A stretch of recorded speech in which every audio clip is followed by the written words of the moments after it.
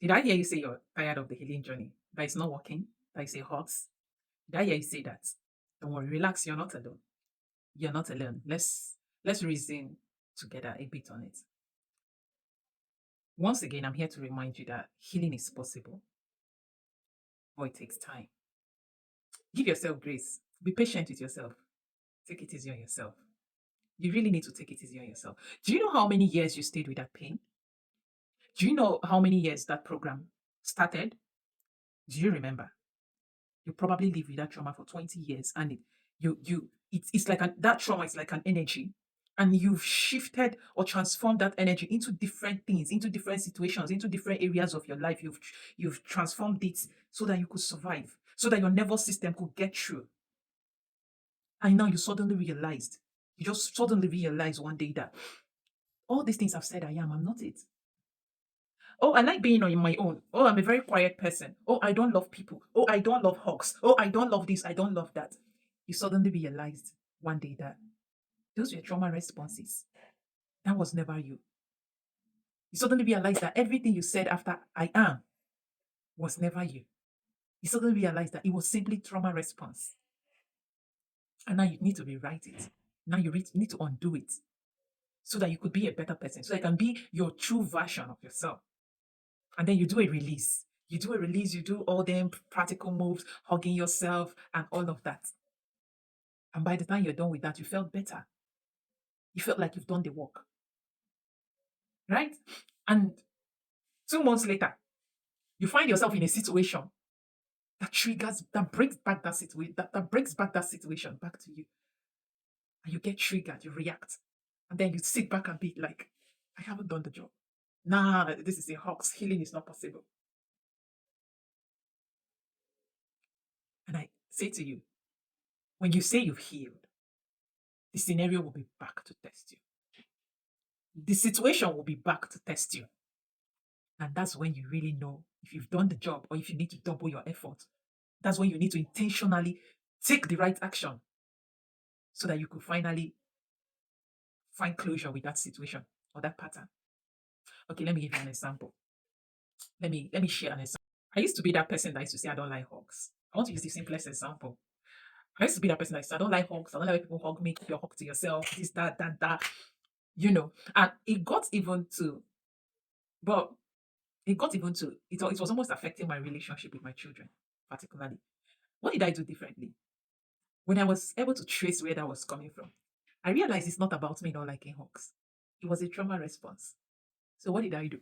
I called a meeting. I called my boys and I said to them, every morning when you wake up, come and hug me. And the last one, which is the third one, he's very good at that. He's very good at making sure he doesn't miss it. Like he forces it down my throat until it took a while. It took a while, but I eventually got used to it. It was as bad as when someone that I maybe let's say someone I love, it doesn't matter the gender, hugs me, I find myself crying.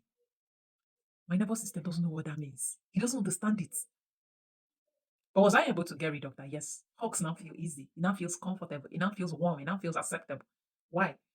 Because I consistently kept going for it. I consistently kept going for it every morning until my nervous system understood that hugs are safe and it's okay. Why did it write it off in the first place? Because it never got it growing up. And so it felt it's not safe and it didn't deserve it. So it needed to protect me. And I hated it. And I thought it was my identity. I thought it was who I was. So a lot of the identities we hide under are not who we are. They are trauma responses. They are wounds. They are your nervous system's only way of protecting you from the pain that thing brought. You see? So give yourself grace. Take it easy on yourself. Healing is possible. But it takes time. You will be tested. Some of you will say, oh, I've healed. I can now do this and do that. Oh, I've healed. I can now be in a relationship and not do this and not do that. Until you actually find yourself in a relationship. You actually find yourself in a relationship that will test you. It begins to trigger, it begins to test you. It begins to make you question. Maybe you think you've healed wounds around self-worth. You find yourself in a relationship that eventually initially felt good, felt okay, and then suddenly it begins to mirror back those things to you. And then the universe will watch you to see if you take your power back. What would you do differently? The universe be like, what would this child do differently? Is she really ready to take back her power? What would you do differently? Will you walk away from that abuse or sit right back there and say, I love him? Healing is not easy. It's not possible. Take it easy on yourself. It's possible, but it's not easy. It takes time. It takes consistency. It takes showing up for it every single freaking time. You have to show up for it. You have to show up for it. Recently, I personally saw a pattern. You know, I personally saw a pattern. I thought I didn't know was there.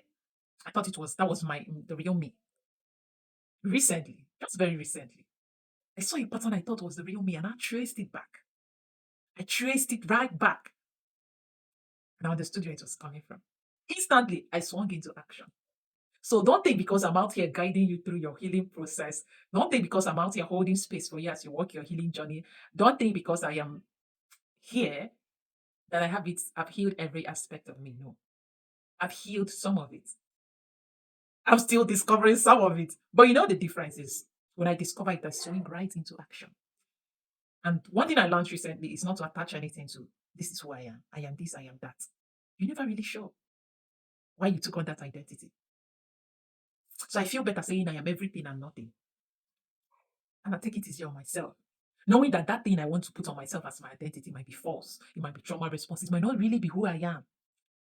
That's what I learned recently from finding out that, oh, there is something I need to deal with. And instantly I swung into action. I started dealing with it. Yes, I started dealing with it. I started putting in the work to rewrite it. That's what it means to face your demons. That's basically what it means to face your fears. And for the umpteenth time, honey, healing is possible. You just have to be bold enough to do the work. You just have to be bold enough to face the pain. You just have to be bold enough to take the right choices that makes the difference. You just have to be. Unless you want to keep being in denial and wearing that identity everywhere you go to. So yeah, I was so pushed to do this talk. I've been avoiding it for over 48 hours, but finally I did the talk. I finally shared this. Welcome to my, is it TED Talk? Whatever it is. But yeah, I wanted to share and I hope this finds the right person that needs it. I just wanted you to know that you're doing well. You're doing well with this healing journey. It's not easy. You're carrying traumas of generations on your shoulder. Take it easy on yourself. Ciao. Bye.